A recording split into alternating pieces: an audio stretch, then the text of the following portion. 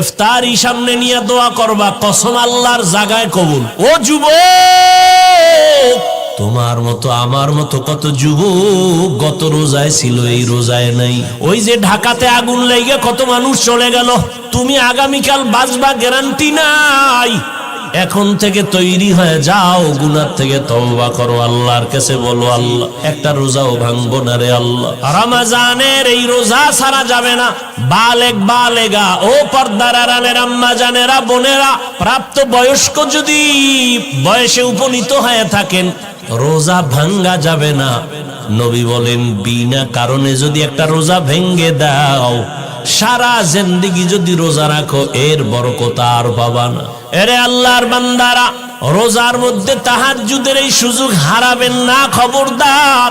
2 রাকাত নামাজ পড়বেন সাহারি খাওয়ার আগে বা পরে। পরে তো বাঙালি পারবে না, কারণ আজান দিলেও খায় না। পারলে কয় বিড়ি করে, কয় একটা বিড়ি দে। যারা পানখোর কয় পান্ডা দে। আজান দিছে কি হইছে?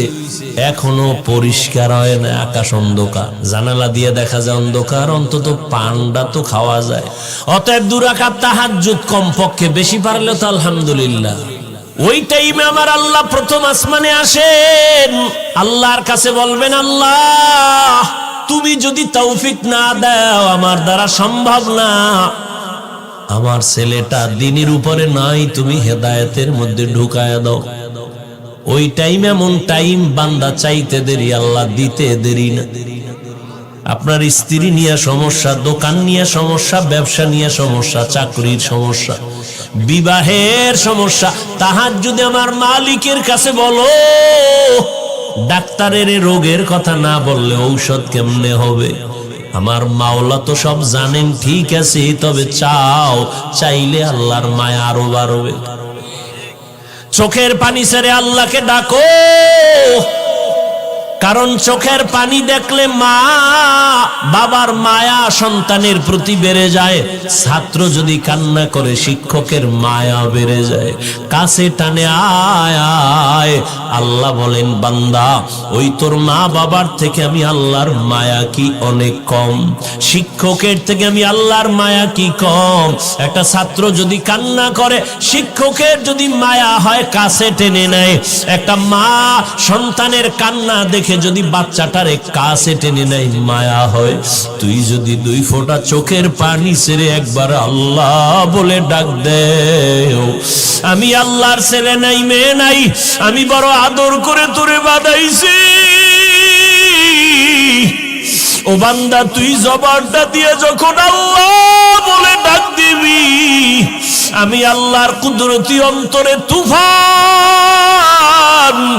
মায়ার রহমতের ঢেউ, আমি আল্লাহ রহমতের দরজা খুলে দেই আর বলি, বান্দা তুই যা দরকার চা, আমি এখন তোর জন্য সব বরাদ্দ দিয়ে দিব।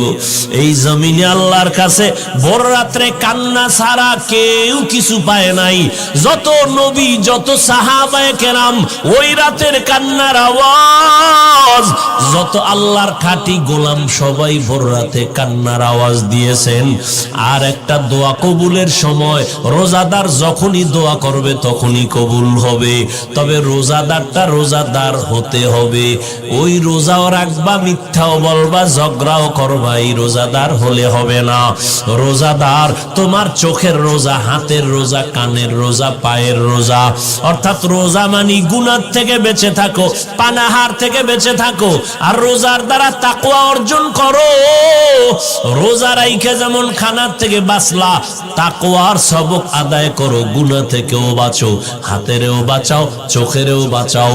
এইভাবে করিয়া তুমি যদি দোয়া করো, সাথে সাথে কবুল। তবে এর মধ্যে আর একটা স্পেশাল সময় আছে, ইফতারি সামনে নিয়ে মাওলারে দোয়া করো, মাওলার কাছে বলো। তোমার মতো যুবক আজকে দেখো নদীর মধ্যে মাছ ধরে, জমিনে চাষাবাদ করে, নামাজ ছাড়ে না। তোমার মনটাকে প্রশ্ন করো, তুমি কেন পারবা না? তোমার মতো যুবক রাস্তায় গাড়ি চালায়, নামাজ ছাড়ে না। তোমার মতো যুবকরা আবার পুলিশ বিডিআরের চাকরি করে নামাজ ছাড়ে না। ও বান্দা তুমি কেন পারবা না? ও বৃদ্ধ বাবাজি, আপনার মতো কত বুড়া মসজিদে গিয়ে নামাজ পড়ে নামাজ ছাড়ে না, আপনি কেন পারবেন না? ও পর্দার আড়ালের আম্মা জানেরা, আপনাদের এত সম্মান এত মর্যাদা, আপনারা নবীদের মায়ের মতো মা, সাহাবায়ে কেরামদের মায়ের মতো মা। এ জমিনে যত ভালো ভালো সন্তান আছে, মা আপনাদের অবদান দোয়ার কারণে। অতএব আপনার মতো কত মা এই জমিনে এখনো আছে, পাঁচ বেলার নামাজ পড়ে স্বামীর মাল হেফাজত করে সন্তানগুলো আদর্শ সন্তান বানাবার চেষ্টা করে। আপনার সন্তানকে ডাক্তার বানাবেন বাধা নাই, ইঞ্জিনিয়ার বানাবেন বাধা নাই, তবে আপনার সন্তান যেন নবীর আদর্শ থেকে দূরে না যায়। আল্লাহর কোরআনটা পড়াইয়া নবীর আদর্শের ডাক্তার বানায়া যাবেন, আপনার জীবন ধন্য। ওই সন্তান আপনার জন্য কোরআন পড়ে দোয়া করবে। এখন থেকে তৈরি হয়ে যান, আল্লাহর কাছে তওবা করেন। ও যুবক বাবারা, মা বাবার দোয়া নিয়ে সামনে আগাও। মা বাবার দোয়া ছাড়া কোনোদিন সফলতা অর্জন করতে পারবা না। পেছনের গুনার থেকে তওবা করো, মনে মনে আল্লাহকে বলো, হে মালিক, জীবনে যত অন্যায় করেছি আজ তওবা করে ফেললাম, নামাজ ছাড়বো না, বেপরদায় চলবো না, মা বাবাকে কষ্ট দিব না, উলামায়ে কেরামের পরামর্শ নিয়ে নবীর তরিকায় চলবো। তওবা করার যদি অন্তর তৈরি হয়, মুনাফিকি যদি না থাকে, খাঁটি তওবার নিয়তে দুটো হাত আল্লাহকে দেখায় দেই। আয় আল্লাহ, হাতগুলো কবুল করে নেন, তওবা কবুল করে নেন। তওবার উপরে মজবুত হইয়া চলার তৌফিক দান করেন, আমিন। আলহামদুলিল্লাহি রাব্বিল আলামিন, ওয়াসসালাতু ওয়াসসালামু আলা সাইয়্যিদিল আমবিয়াই ওয়াল মুরসালিন ওয়া আলা আলিহি ওয়া আসহাবিহি আজমাইন। ইয়া আরহামার রাহিমিন, ইয়া আরহামার রাহিমিন, ইয়া আরহামার রাহিমিন, রব্বিরহামহুমা কামা রাব্বায়ানি সগীরা। আয় আল্লাহ, আজকের মাহফিল কবুল করে নেন, আয়োজনকারী সহযোগিতাকারীদের কবুল করে নেন। আয় আল্লাহ, যারা ঘরে আছে সবাইকে দিনদার বানায় দেন। গোটা জগতের জন্য আমার নবী রহমত, মরা গাছের জন্য আমার নবী রহমত। নবী খেজুর গাছ একটা মরা, ত্যাগ লাগায় খুতবা পড়তেন। কিছুদিন পরে নবী ভিন্ন একটা মিম্বর বানালেন, এটা বাত। হাদিসে পাকে নবী বলেন, মানুষ যেমন কান্না করে, মরা খেজুর গাছটাও তেমন কান্নার আওয়াজ দিতেছে। রহমতের নবী বললেন, রে মরা গাছ, কেন কাঁদো, কি চাও?